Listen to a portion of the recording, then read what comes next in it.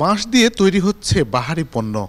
Hotel, রেস্তোরাঁ, বাসাবাড়ি ও ঘর সাজাতে নান্দনিক এসব হস্তশিল্পের কদর সবখানেই।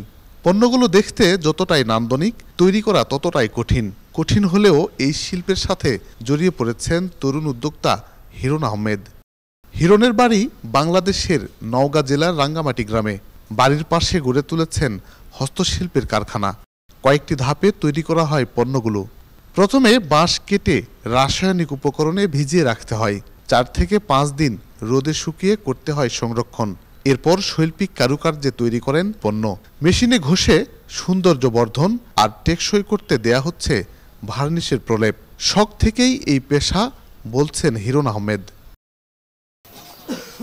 এই বাঁশ নিয়ে আসলে ভিন্নভাবে কিছু করার চেষ্টা শুরু হয়, যদিও বা তখন ইন্টারনেট অ্যাভেলেবল ছিল না আমাদের এই প্রত্যন্ত এলাকায়।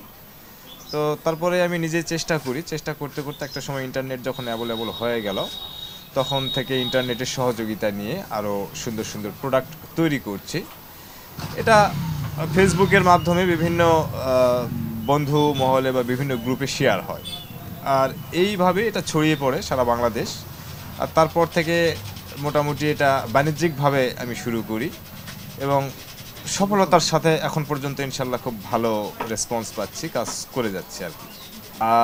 মোটামুটি শতাধিক আইটেম তৈরি করে থাকি, তবে পপুলার কিছু আইটেম আছে, যেমন রেস্টুরেন্ট থেকে নেওয়া হয় সার্ভিং ট্রে, জগ, মগ, বোতল, এই ধরনের আরও অনেক আছে। ঘর সজ্জার জন্য আছে বিভিন্ন ধরনের ওয়ালমেট, ওয়াল সজ্জার জন্য বিভিন্ন ঘড়ি আছে, তারপরে আপনার হলো যে কি বলে মিরর আছে, ল্যাম্প আছে বিভিন্ন ধরনের।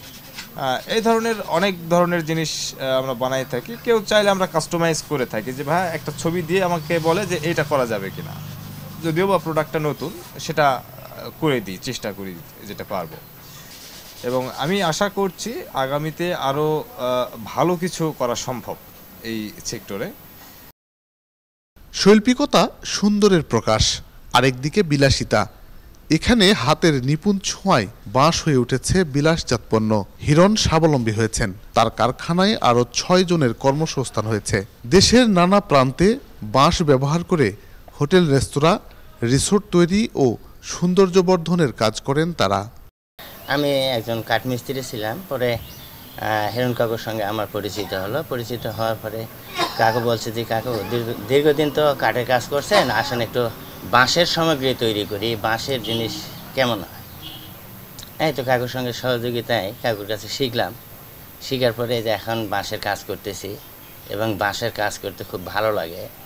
আগে ভাই আমি নদীতে মাছ ধরতাম, তো এখানে কাজ দেখে অনেক ভালো লাগিছে। কাজটা করে, হ্যাঁ হিরণ কাজটা করে, কাজটা দেখে আমাকে অনেক ভালো লাগে। এরপরে হিরণের সঙ্গে আমি কাজ শিখছি, বর্তমানে কাজ করতেছি। কর্মসংস্থান বাড়াতে বেকার যুবকদের প্রশিক্ষণের মাধ্যমে বাঁশের তৈরি কাজ ছড়িয়ে দিতে চান হিরণ আহমেদ।